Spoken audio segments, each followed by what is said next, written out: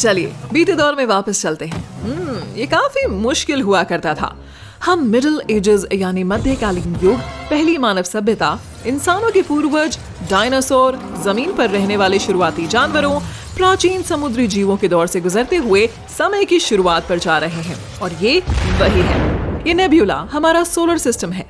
अभी ये बस हाइड्रोजन और हीलियम से बनी कई रंगों की धूल का एक बादल है जो चारों ओर घूम रहा है। ये बादल सिकुड़कर घना होने लगा है। एक थ्योरी के मुताबिक हमारे नेबुला के पास सुपरनोवा विस्फोट हुए थे।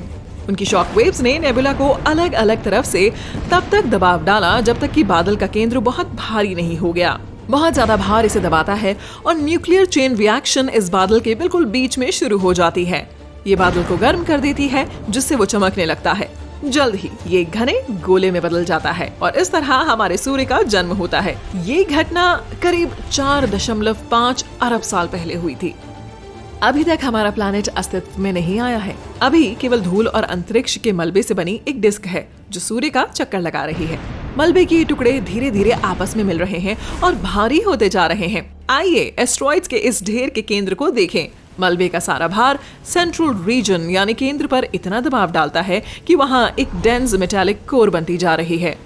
बहुत ज्यादा प्रेशर से कोर गर्म हो जाता है और पृथ्वी के केंद्र में तापमान करीब 6000 डिग्री सेल्सियस तक पहुंच जाता है। वहां सॉलिड कोर के चारों ओर एक लिक्विड कोर है। ये हमारे प्लैनेट का मैग्नेटिक फील्ड बनाती है। जब सूर्य और सोलर विंड से रेडिएशन पृथ्वी तक पहुंचती है तो ये एक शील्ड से टकराती है जो हमारे प्लैनेट की मैग्नेटिक फील्ड है।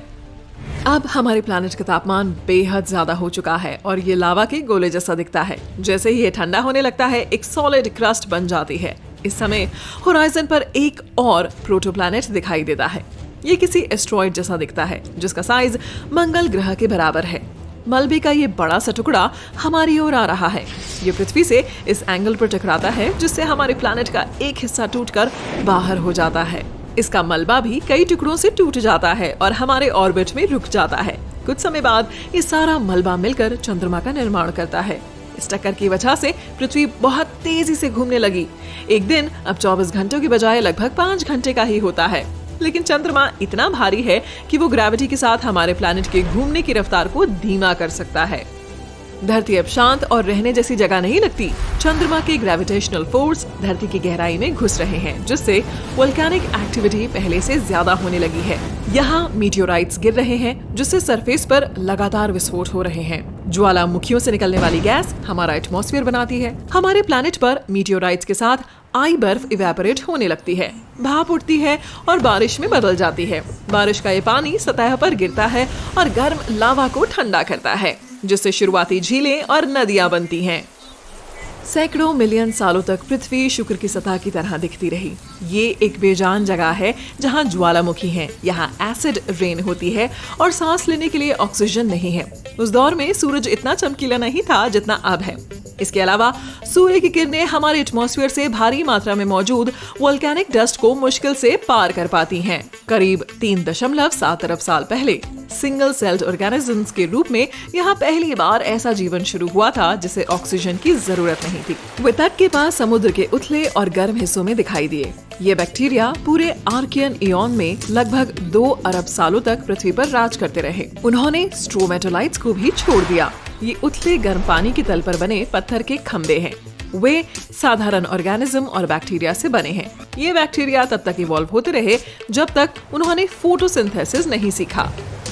बैक्टीरिया ने सूर्य की रोशनी से एनर्जी लेकर ऑक्सीजन बनाना शुरू किया। शुरुआत में ऑक्सीजन चट्टानों के ऑक्सीकरण पर खर्च हुई।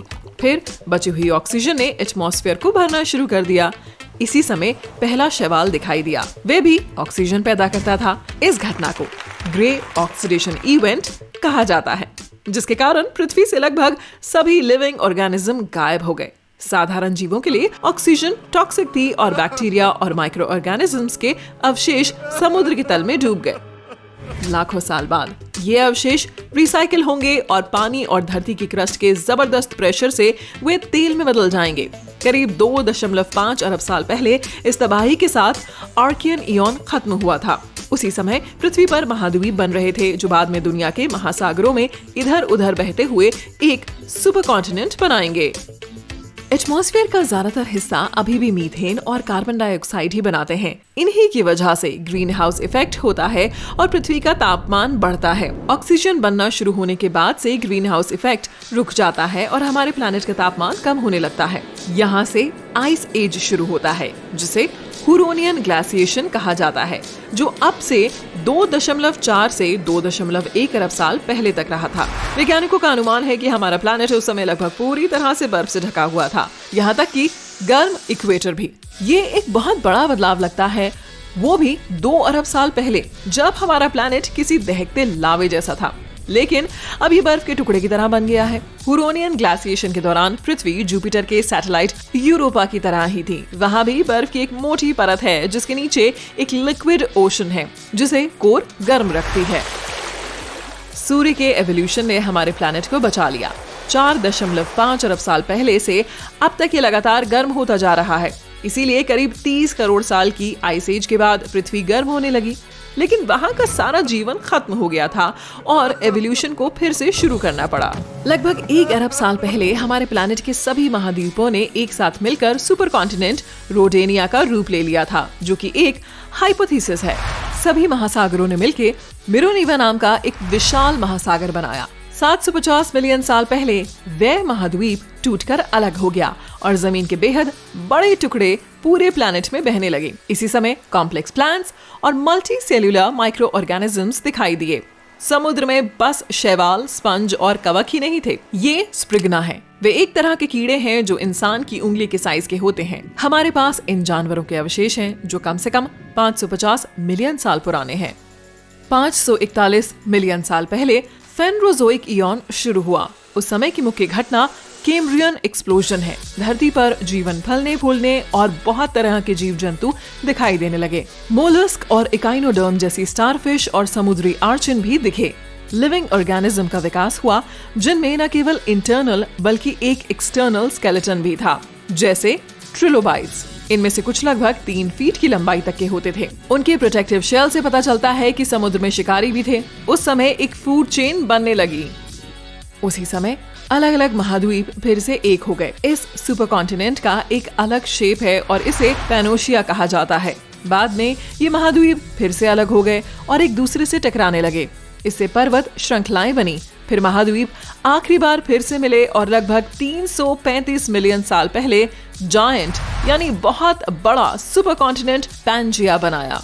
यहाँ हम अफ्रीका, उत्तरी और दक्षिण अमेरिका, ऑस्ट्रेलिया और यूरेशिया के मॉडर्न कॉन्टिनेंट्स की आउटलाइन देख सकते हैं। अब तक के सबसे बड़े समुद्री जीवों में से एक डंक्लियोस्टियस उसी दौर में दिखा। इनमें से कुछ स्कूल बस जितने लंबे हो सकते थे और उनका वजन किसी बड़ी एसयूवी जितना हो सकता था। जमीन पर क्लाइमेट गर्म और ह्यूमिडिटी भरा था। इस बीच फर्न और अन्य पौधे तेजी से बढ़ने लगे। उनमें से कुछ 3 मंजिला इमारत की ऊंचाई जितने थे। धरती के इतिहास में पहली बार कुछ जानवर समुद्र को छोड़कर जमीन पर चले जाते हैं, जैसे एल ग्रिनर पैटर्न और इथियोस्टेगा। पहले तो वो केवल तट पर रहते थे, क्योंकि उनकी त्वचा लगातार धूप नहीं सह सकती थी। उन्हें सांस लेने में दिक्कत भी होती थी। जमीन पर रहने वाले पहले जानवरों के पास गिल्स और लंग्स दोनों थे, लेकिन लंग्स पूरी तरह से डेवलप नहीं थे, इसीलिए उन्हें पानी में लौटना पड़ा। लाखों साल बाद ये जानवर ज्यादा बेहतर माहौल में विकसित हुए। हालांकि वे किसी साधारण छिपकली जितने बड़े ही थे, लेकिन वे पूरी तरह से जमीन पर रह सकते थे। जीवन का ये फलना फूलना एक नए आइस एज में खत्म हो गया। ध्रुवों से ग्लेशियर धीरे धीरे इक्वेटर की ओर बढ़ रहे थे। जानवर इसके लिए तैयार नहीं थे और उनमें से ज्यादातर इससे नहीं बचे। 290 मिलियन साल पहले एवोल्यूशन फिर से शुरू हुआ और जमीन पर रहने वाले जीव पहले से ज्यादा विकसित तौर पर दिखने लगे। धीरे धीरे वे साइज में बढ़ने लगे, उनकी संख्या बढ़ी और इसी बीच स्क्यूटोसोरस और गोर्गोनोप्स जैसी नई स्पीशीज भी आई।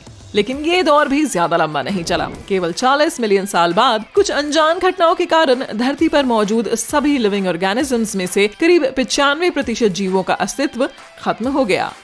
ये किसी बेहद बड़े या जायंट मीटेरॉइड या बढ़ी हुई वोल्केनिक एक्टिविटी की वजह से हो सकता है। एक हाइपोथेसिस के मुताबिक ऐसा समुद्र के तल में मीथेन निकलने की वजह से भी हो सकता है। इस दौर के बाद मेसोजोइक एरा शुरू हुआ। यहीं पर डायनासोर, जैसा कि हम उन्हें जानते हैं, अस्तित्व में आए और पृथ्वी के इतिहास में एक नया अध्याय शुरू हुआ।